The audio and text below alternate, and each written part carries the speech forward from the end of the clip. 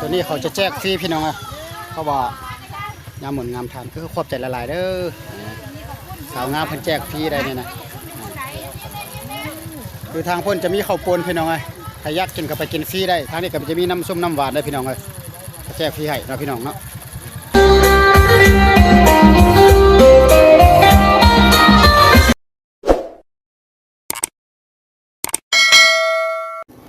สวัสดีพี่น้องวันนี้อาจารย์ออกมาสวงน้ำผาอยู่ที่บ้านหนองบัวเด้อมากับทีมงานหลายคนพี่น้องเลยแต่ว่าเขาเจ้าก็กำลังสวงน้ำผาน้ำมูอยู่เนาะพอเขาก็จะออกไปเวียกแด่นะพี่น้องทั้งไปเล่นน้ำมูเด้อพี่น้องเนาะไม่ได้ก็เป็นมู่บุญงานพี่น้องเลยเอาบรรยากาศอยู่ในวัดอยู่บ้านหนองบัวให้พี่น้องได้เบิ่งบรรยากาศเนาะอันนี้แหละศาสนาพุทธตักบาตรหยาดน้ำสวงน้ำพาพี่น้องเอ้ยฮดสงเอาไปเนาะ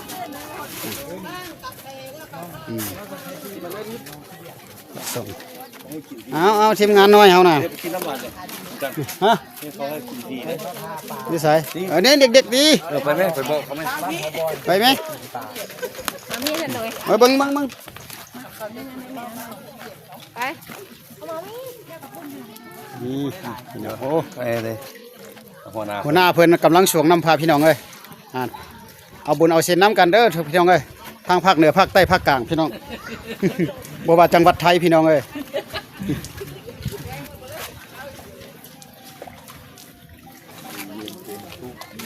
บรรยากาศดีพี่น้องเลยอยู่กล้องตุนภูไป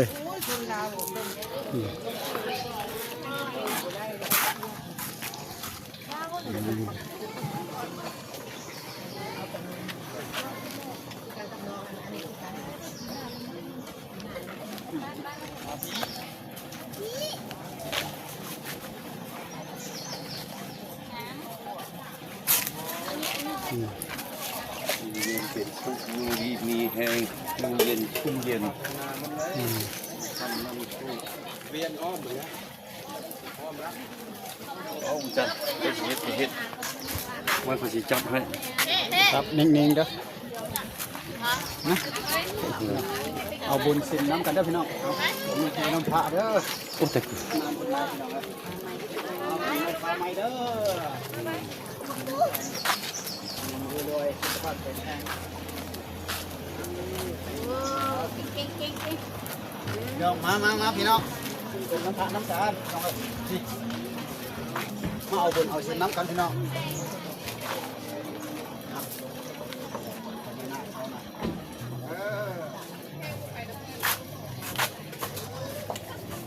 คนกำมาลายอยู่นี่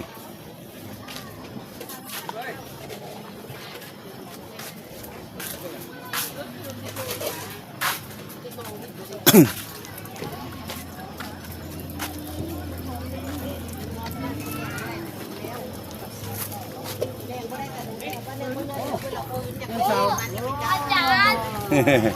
สวัสดีอาจารย์เจออาจารย์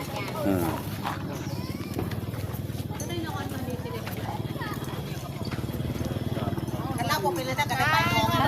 อาจารย์ครับอาจารย์อะไรบ้าง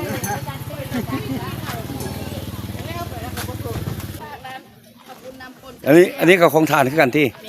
นเอาสาวงามเด้อเอาขอบใจเด้อเจ้าทำน้ำชูเด้อกาแฟก็มีพอดีเขาขี่รถออกมานะพอดีเขาแห่บุญพระเวทพี่น้องเลยนี่แต่ว่าตอนเมื่อกี้กับข้าเจ้าก็แห่ขึ้นไปเดี๋ยวนี้แห่กลับพี่น้องแต่บ่ฮู้ว่าแม่นวัดบ้านใดพี่น้องอันนี้ก็หนองบัวจะเป็นหนองบัวพี่น้องเนี่ยเสียสาวโอ้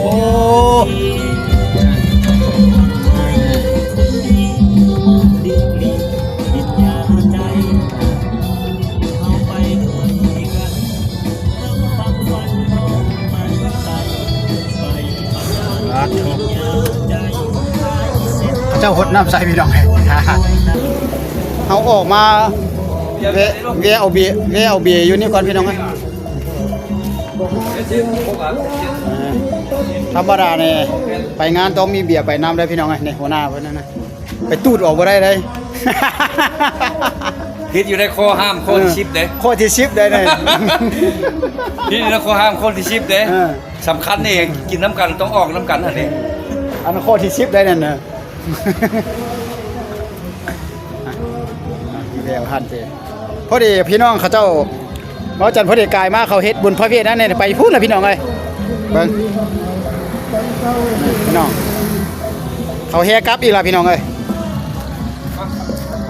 ชงแค่จัดไปใช่หรือไม่ เอานี่เบียร์กำลังจะขึ้นก้นรถพี่น้องเอ้ย2แพ็ค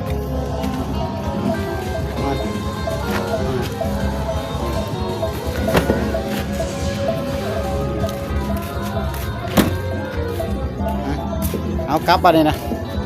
เอาขอบใจละลายเด้อโอ้จ่ายเงินก่อนได้เท่าไหร่2แพ็คนี่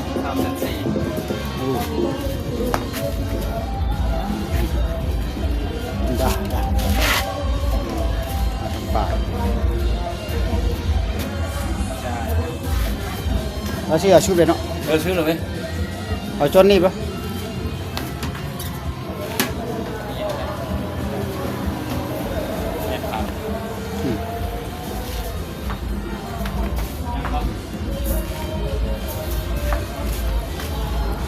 ช่วงเดือนเนี่ยขายดีขายมันเนาะปีใหม่ฟ้าใหม่เนี่ยเนาะ ขาย เออ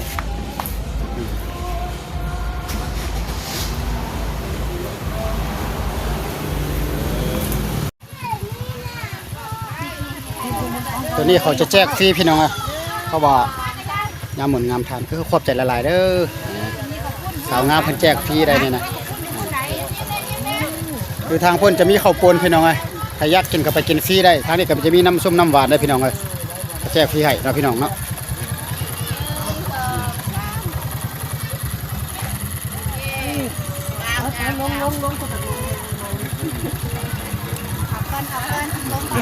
เจ้ากระจื้อดีแท้ๆงามขึ้นบานนี้เจ้าก็ยังจื้อเนาะ เอาอย่างอีก เดี๋ยวนี้พอดีเขาก็รอท่าอยู่วัดอันน่ะ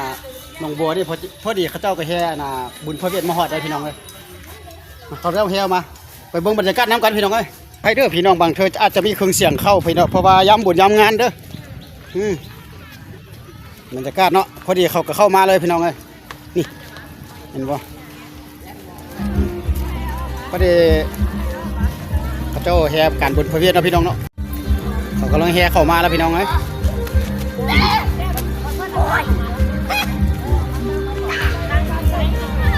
เบิ่งเอาบรรยากาศเนาะพี่น้องเนาะพอดีเขาก็มาอยู่วัดที่หนองบัวพี่น้องแล้วก็มาเจอเขาเจ้าแห่บนพระเวทพี่น้องเลยก็เลยว่าเด้อมีคลิปออกพี่น้องนี่บายนี่พี่น้องไปดีปีใหม่ไป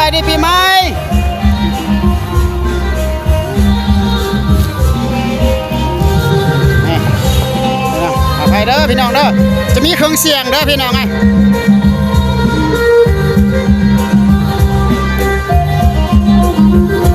เขาชมว่าเขาแจกอาหารในสาวงามเห็นว่าสาวงามมาพี่น้องเพราะว่าบรรยากาศนี่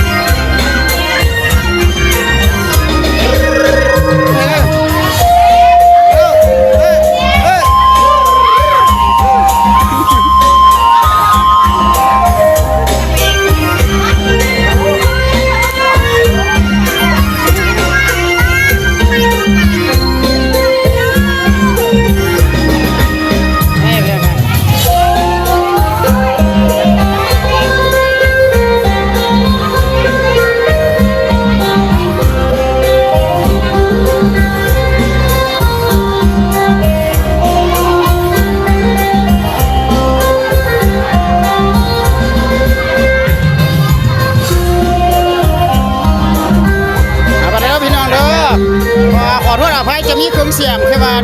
จากเพลงโดนตรีพี่น้องเอ้ยเพราะว่ามันจะมีเข้าเพราะว่ายามบุญยามงานปีใหม่ลาวเนาะพี่น้องเนาะขอโทษอภัยนำด้วยพี่น้อง